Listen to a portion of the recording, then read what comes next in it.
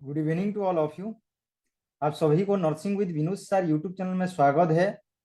आज हम डिस्कशन करेंगे पार्ट 3, जो target Orissa triple SC nursing officer 2022 के लिए multiple choice question with explanation रहेगा। एक बार जरूर देखें। अगर चैनल को आप लोग नया विजिट करें तो चैनल को जरूर सब्सक्राइब करिए, लाइक करना मत भूलिए, अपने दोस्तों के साथ इसको शेयर करिए। चलो दोस्तों, देखते हैं आज का important session.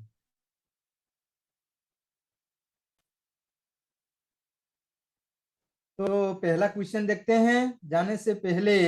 If there is no struggle there is no progress, according to Frederick Douglas.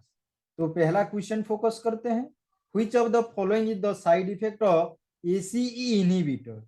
ACE inhibitor इसका मतलब एंजियोटेंसिन कन्वर्टिंग एंजाइम इनहिबिटर्स का एग्जांपल कौन सा होगा? Nephrotoxicity, dry cough, hyper sensitivity, D option में हेपाटोटॉक्सिसिटी। तो यहाँ पर सही आंसर कौन सा होगा? Dry cough. इसको जरूर याद रखिए। Now will come back to next question. What is the name of the instrument?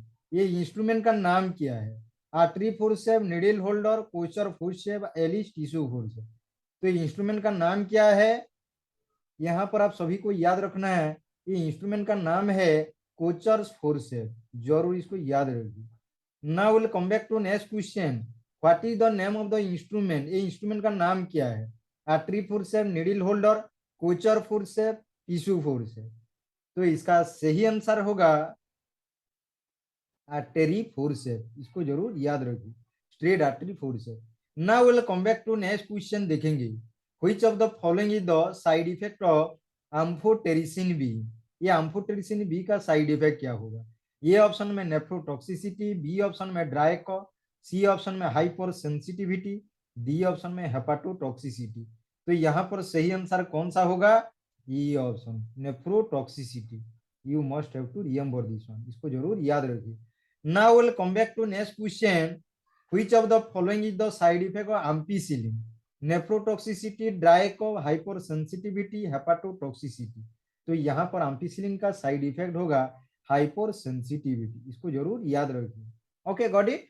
Now will come back to next question. What is the name of the instrument? ये instrument का नाम क्या है? Rampley sponge holding forcep, spile holding forcep, Duval lung holding forcep, D option में ohm forcep. तो इसका सही answer होगा ओहम फोर्सेप। इसको जरूर याद रखिए। Okay, got it. Now will come back to next question. Which of the following is the side effect of anti tuberculosis therapy? A option में नेफ्रोटॉक्सिसिटी, बी ऑप्शन में ड्राई कॉफ, सी ऑप्शन में hyper sensitivity, D option में hepatotoxicity. तो इसका सही answer कौन सा होगा? What might be the right response of this question? तो यहाँ पर आप सभी को याद रखना है हेपाटोटॉक्सिसिटी मीन लिवर का टॉक्सिसिटी होगा। इसको जरूर याद रखिए। Okay, got it. Now will come back to next question. हम फोकस करेंगे अभी। Which of the following is the side effect of antipsychotic? Antipsychotic drugs का साइड इफेक्ट क्या होगा? Sedation, orthostatic hypotension, tardive dyskinesia, D option में all of the above. तो यहाँ पर सही आंसर होगा D option, all of the above. इसको जरूर याद रखिए। Okay, now will come back to next question देखेंगे अभी। What is the name of the instrument? ये इंस्ट्रूमेंट का नाम क्या है? मायोसीजर, मेडजन बाउंड सीजर, सिंडोई scissor, none of the above. तो इसका सही आंसर कौन सा होगा? Mayo scissor. Answer would be the Mayo scissor. इसको जरूर याद रखिए। Now will come back to next question. What is the name of the instrument? ये इंस्ट्रूमेंट का नाम क्या है? Mayo scissor, Metzenbaum scissor, Mac okay और सिंडोई सीजर, डी ऑप्शन में नॉन ऑफ द एबव। तो यहाँ पर सही आंसर होगा मेडजन बाउंड सीजर। इसको जरूर याद रखिए। Now will come back to next question. What is the name of the instrument? ये इंस्ट्रूमेंट का नाम क्या है? Artery forcep, needle holder, Kocher forcep, tissue forcep. तो ये इंस्ट्रूमेंट का नाम क्या है? ये बेसिकली यूज किया जाता है to hold the suturing needle. Suturing needle को होल्ड करने के लिए, पकड़ने के लिए बेसिकली इसको व्यवहार किया जाता है। इसको और क्या बोला जाता है? नीडल ड्राइवर बोल के भी बोला जाता है। तो यहाँ पर सही आंसर होगा needle holder. You must have to remember this one. Now will come back to next question देखेंगे अभी। What is the name of the instrument? ये इंस्ट्रूमेंट का नाम क्या है? ऑल्सो नोन है एलिस क्लाम बोल के भी बोला जाता है।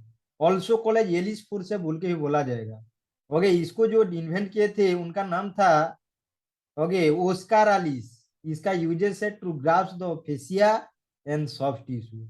बेसिकली आप देखेंगे ब्रेस्ट हो गया, बाउल टिश्यू है, ये जहां पर आप ब्रेस्ट हो गया बाउल टिश्यू बेसिकली आपको सॉफ्ट टिश्यू देखने को मिलेगा। उसको होल्ड करने के लिए बेसिकली इंस्ट्रूमेंट को व्यवहार किया जाता है। इंस्ट्रूमेंट का नाम क्या है? आर्टरी फोर्स है, नीडल होल्डर, कोचर फोर्स है, आलिस टिश्यू फोर्स है। तो यहाँ पर सही आंसर होगा डी ऑप्शन। इसको जरूर याद रखें।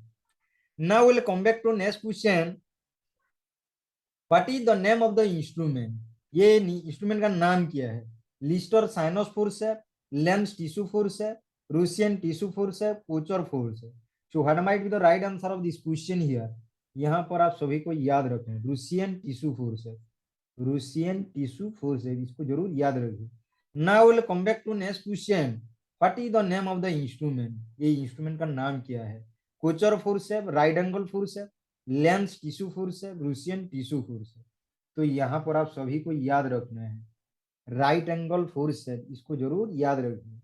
Now will come back to next question. What is the name of the instrument? ये इंस्ट्रूमेंट का नाम क्या है? कोचर फोर्स है, राइट एंगल फोर्स है, लेंस टिश्यू फोर्स है, रूसियन टिश्यू फोर्स है। तो यहाँ पर आप सभी को याद रखना है, इसको लेंस टिश्यू फोर्स है बोल के बोला जाता है। You must have to remember this one. Okay, got it. Now will come back to next question देखेंगे अभी। What is the name of the instrument?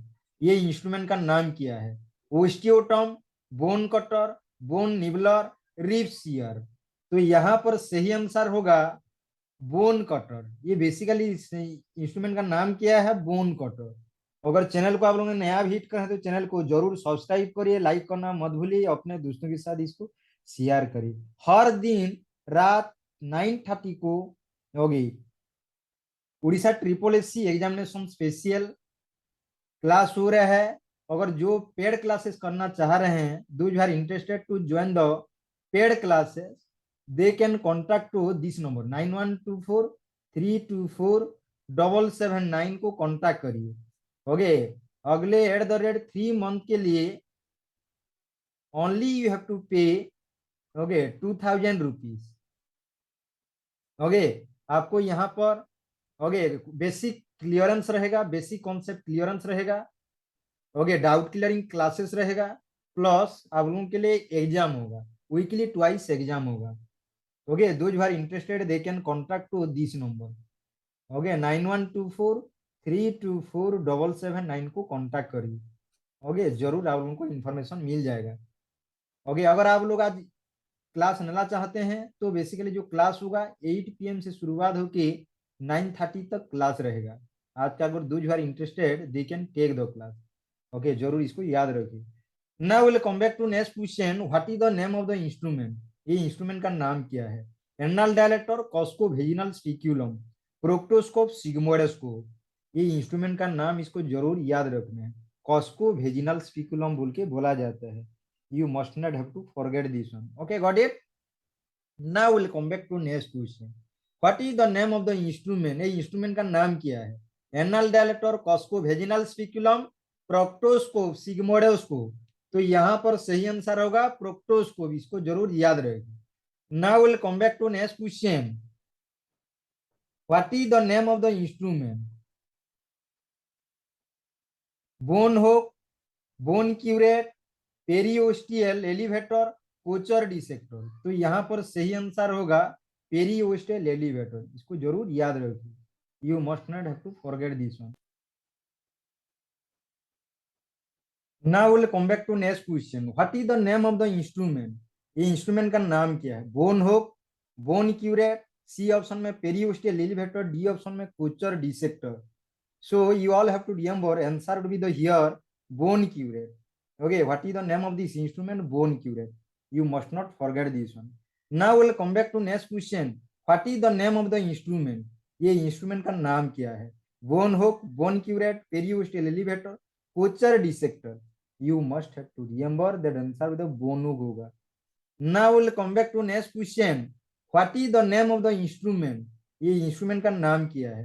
Liver retractor, rib retractor, scapula retractor, abdominal wall retractor.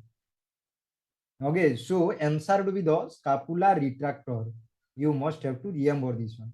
Now we'll come back to next question. Identify the needle given in the image. ये needle को आप लोगों को identify करना है, इसका नाम क्या है? Lumbar puncture needle, bone marrow puncture needle, biopsy gun, मेंजिन नीडल. तो इसका सही आंसर होगा biopsy gun. You must have to remember this one. Okay, now we'll come back to next question. Identify the needle given in the image. Image में एक ठो needle दिया गया, इसको आइडेंटिफाई करिए. Lumbar puncture needle, bone marrow, aspiration needle, biopsy gun, मेंजिनी needle. तो यहाँ पर आप सभी को याद रखना, बोन मैरो एस्पिरेशन नीडल है, इसको जरूर याद रखिए. Okay, got it. Now will come back to next question. Identify the needle given in the image.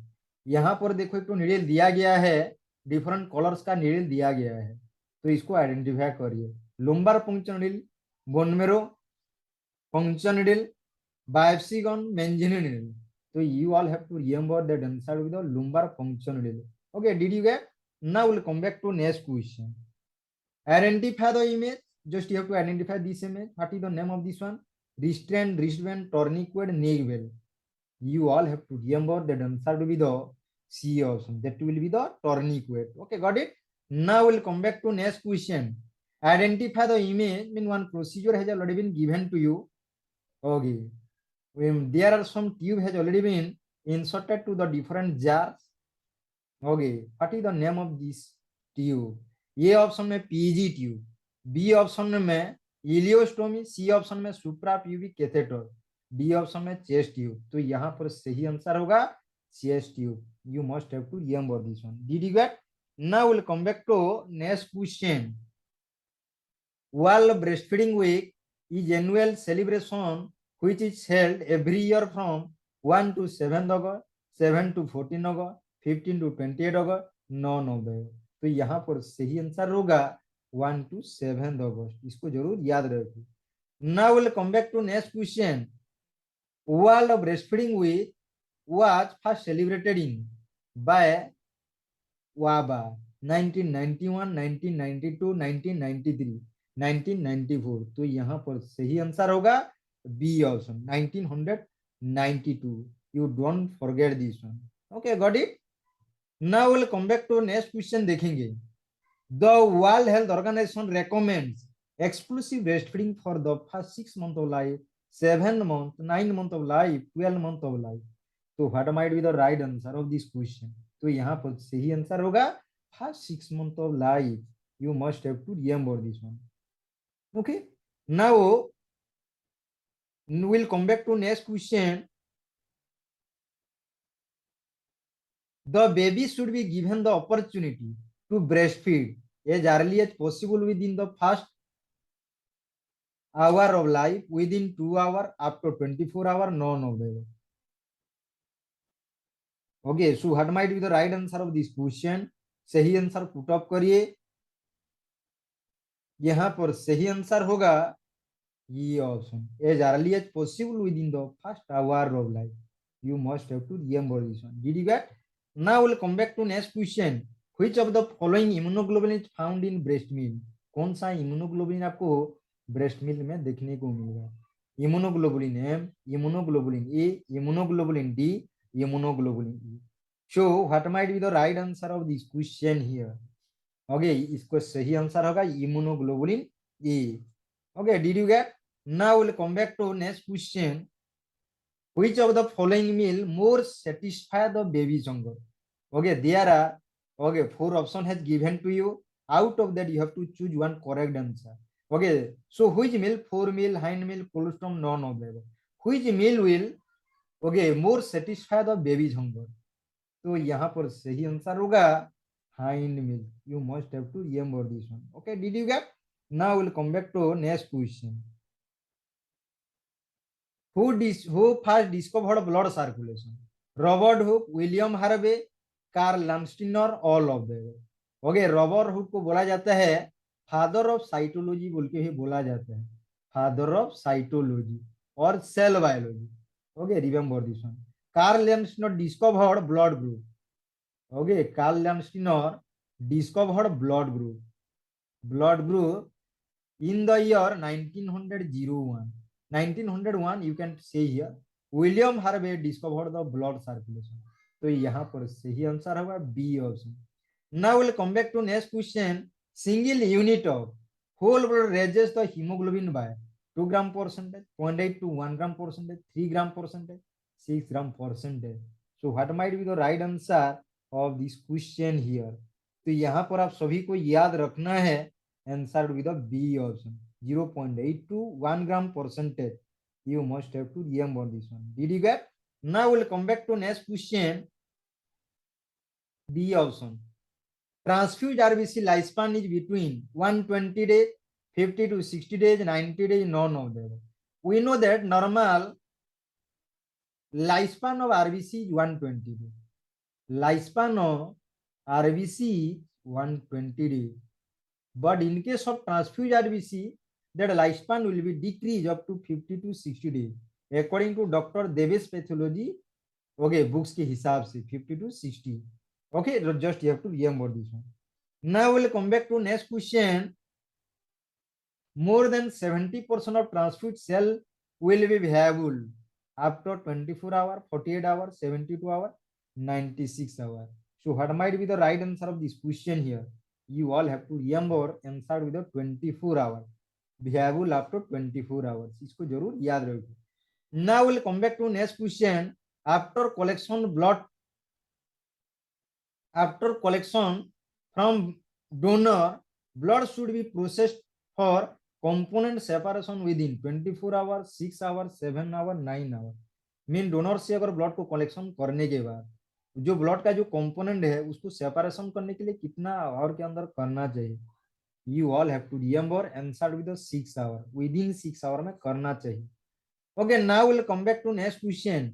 Most commonly used and best preservative for whole blood bag. Whole blood bag के लिए most best preservative agent कौन सा है, commonly use किया जाता है? Acidified citrate dextrose, citrate phosphate dextrose, saline, adenine, glucose, mannitol. D option में okay यहाँ पर citrate, okay citrate, phosphate, dextrose, adenine. तो सही आंसर कौन सा होगा? Saline, adenine, glucose, mannitol, SAGM. This is the most commonly used and best preservative for whole blood bag. तो जरूर याद रखिए. Now will come back to next question. The storage and duration of whole blood and packed red cell. 22 to 24 degrees centigrade for 5 days, 2 to 6 degrees for 42 days, below minus 18 degrees centigrade for 1 year, none of them. तो यहाँ पर सही answer होगा 2 to 6 degree में रखा जाएगा. कितना दिन के लिए? 42 डेज तक रख सकते हैं होल ब्लड को और पैक्ड रेड सेल को. इसको जरूर याद रखिए. Now will come back to next question. The storage and duration of platelet 22 to 24 degree centigrade for 5 days, 2 to 6 degree centigrade for 42 days, below minus 18 degree centigrade for 1 year, none of them. तो यहाँ पर सही answer होगा ये option. 22 to platelet को storage करने के लिए बोल रहे हैं. Okay, 22 to 24 degree centigrade for 5 days तक हम रख सकते हैं. इसको जरूर याद रखिए. Just you have to remember this one. Now will come back to next question. The storage and duration of fresh frozen plasma is at A option में at 22 to 24 degree centigrade for 5 days, 2 to 6 degrees for 42 days, below minus 18 degree centigrade for 1 year. D option में none हो गए. तो यहाँ पर सही answer होगा C option, below minus 18 degree centigrade for 1 year. इसको जरूर याद रखिए. Now we'll come back to next question. The storage and duration of cryoprecipitate 28, 22 to 24 degree centigrade for 5 days, 8, 2 to 6 degree centigrade for 42 days, below minus 18 degree centigrade for 1 year. D option में none of देगा. तो यहाँ पर सही answer होगा below minus 18 degree centigrade for 1 year. इसको जरूर याद रखिए. Now will come back to next question. Cryoprecipitate का मतलब क्या है? Factor 8, factor okay 13 fibrinogen von Willebrand factor, E option में ऑल ऑफ द। तो यहाँ पर सही आंसर होगा ई ऑप्शन में ऑल ऑफ द। इसको जरूर याद रखिए। Did you get? Now will come back to next question. Cryoprecipitate is used for afibrinogenaemia, haemophilia, A von Willebrand disease, D option में ऑल ऑफ द। क्रायोप्रेसिपिटेट किस लिए व्यवहार किया जाता है? तो आप सभी को याद रखना है all of the is the right answer. Okay, now we'll come back to next question. Blood component more prone to bacterial contamination is? कौन सा ब्लड कंपोनेंट है जो बैक्टीरियल कंटामिनेशन होने का ज्यादा चांसेस है? Whole blood, fresh frozen plasma, platelet, cryoprecipitate.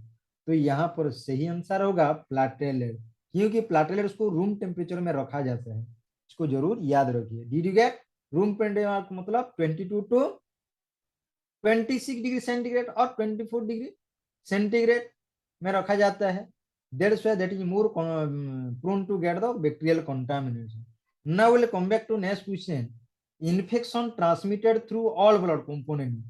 Okay, main infection कौन सा इन्फेक्शन है जो ट्रांसमिटेड हो सकता है blood component? Syphilis, malaria, filaria, STD. तो यहाँ पर सही आंसर होगा बी ऑप्शन, मलेरिया ट्रांसमिट हो सकता है। Now we'll come back to next question. Most common blood transfusion reaction is cough, febrile non-hemolytic transfusion reaction, hemolytic transfusion reaction. D of none of the above. Okay तो यहाँ पर सही answer कौन सा होगा? Febrile non hemolytic transfusion reaction. इसको जरूर याद रखिए। Now will come back to next question. Blood transfusion should commence within decks of removing blood bag from the refrigerator.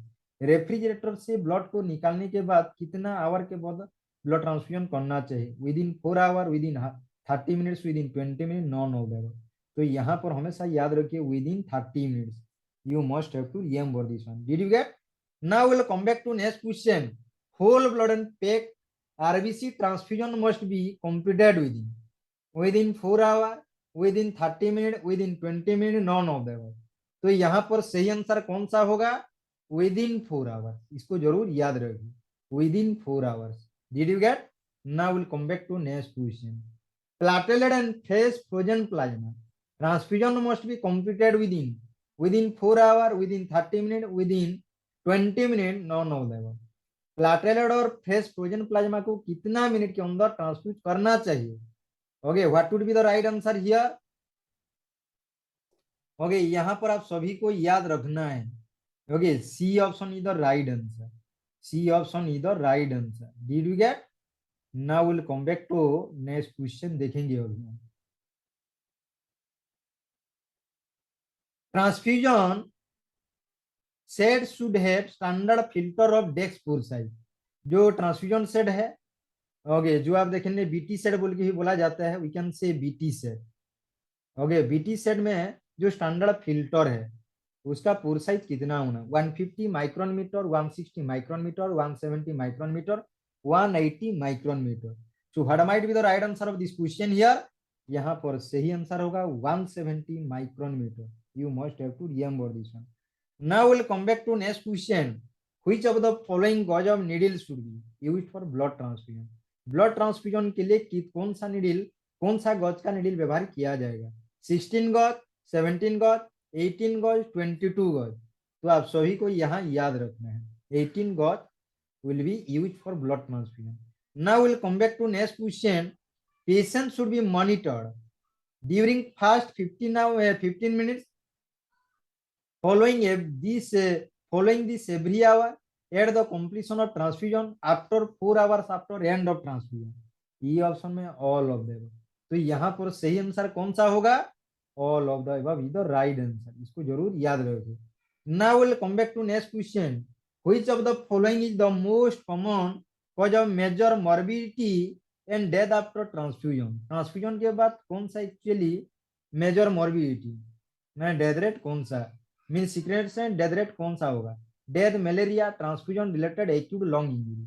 D option में नॉन ऑफ द एबव। तो हमेशा याद रखिए transfusion related acute lung injury, और जिसको TRALI बोल के भी बोल सकते हो। Did you get? Now will come back to next question. which of the following is the most commonly associated with fresh frozen plasma? Transfusion death, malaria, transfusion related acute lung injury, none of the above. तो यहाँ पर आप सभी को याद रखना है transfusion related acute lung injury, इसको जरूर याद रखिए। Now will come back to next question.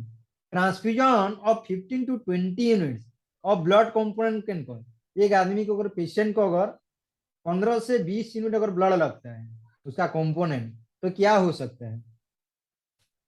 Von Willebrand disease, dilutional thrombocytopenia, factor 8 deficiency, D option में नॉन ऑफ देगा। तो यहाँ पर सही आंसर होगा B option. Okay, dilutional thrombocytopenia, इसको जरूर याद रखिए। Now will come back to next question. Massive blood transfusion is defined as replacement of more than one blood volume within 24 hour, more than 50% of blood volume within 4 hour, both A and B, D option में none of देगा। तो यहाँ पर आप सभी को याद रखना है, यहाँ पर ये ऑप्शन भी होगा, बी ऑप्शन भी होगा, इसका मतलब सही आंसर है C option. Did you get? Now will come back to next question. The shelf life of whole blood और red cell in ACD, acid citrate dextrose जो बोला जा रहा है, एसिडी में होल ब्लड का और रेड सेल का शेल्फ लाइफ कितना दिन है? यहाँ पर आप सभी को याद रखना है 21 डेज, इसको जरूर याद रखें। Now we'll come back to next question. The shelf life of whole blood और रेड सेल इन सीपीडी, पहले एसिडी था अभी सीपीडी साइट्रेट फॉस्फेट डेक्सट्रोज, कितना दिन होगा? ओके, 28 डेज, इसको जरूर याद रखें। Now we'll come back to next question. The shelf life of whole blood और red cell in CPDA, CPDA citrate phosphate dextrose adenine, 28 days, 21 days, 35 days, 42 days. तो यहाँ पर सही आंसर होगा 35 डेज, इसको जरूर याद रखें। Now will come back to next question. The shelf life of whole blood और रेड सेल इन एसएजीएम, इसको सलाइन एडेनाइन ग्लूकोज मानिटोल बोल के बोला जाता है। इसका होल लाइफ माने शेल्फ लाइफ कितना दिन है? 42 डेज, इसको जरूर याद रखिए।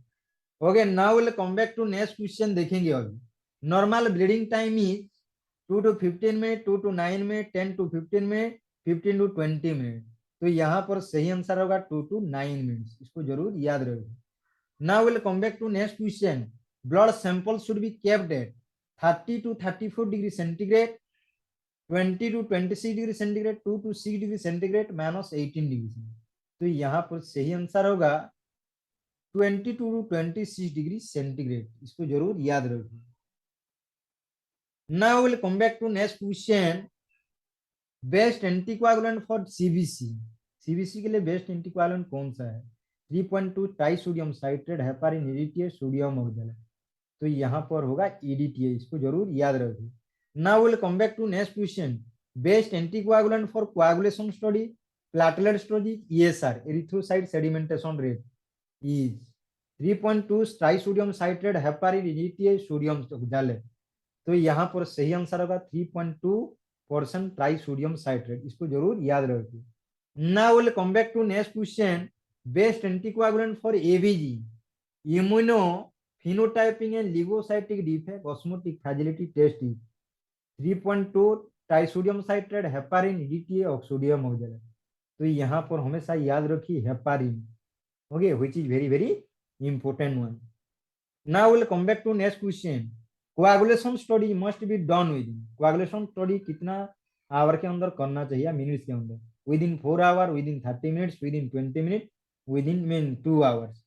तो यहाँ पर आंसर होगा 2 आवर्स में कंप्लीट करना चाहिए। Master regulator of coagulation pathway, fibrin, thrombin, calcium ion, all of them. Okay, coagulation pathway को रेगुलेट करने के मास्टर रेगुलेटर किसको बोला जाता है? ओके, थ्रोम्बिन, इसको जरूर याद रखिए।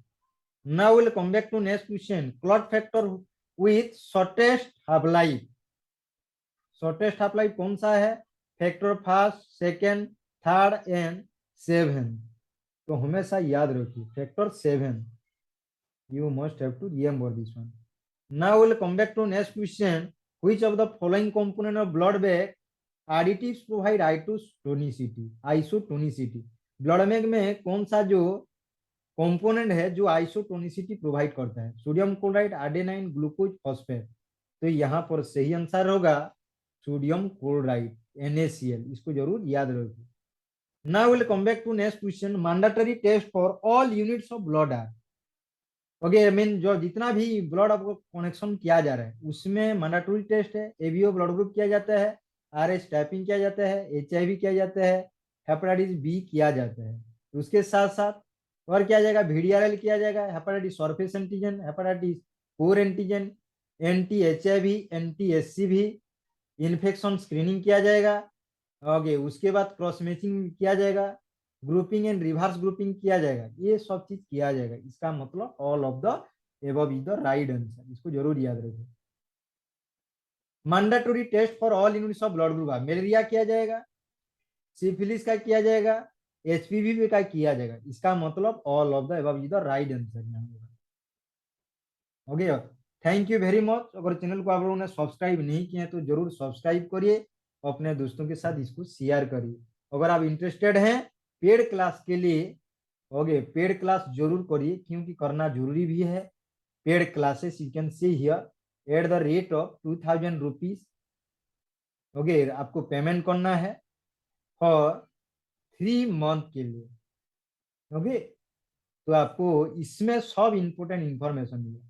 इंग्लिश का नॉलेज मिल जाएगा, मैथ का मिल जाएगा, ओके उसके बाद नर्सिंग सब्जेक्ट का भी मिल जाएगा। ओके उसके साथ साथ वीकली ट्वाइस एग्जाम भी होता है। Everything you will get from the nursing with Vinod sir YouTube channel. Okay अगर आप इंटरेस्टेड हैं तो इस नंबर को कॉन्टैक्ट करें 9124324779। Okay just you have to remember this one. Thank you very much. Good night to all of you. जय हिंद, जय भारत।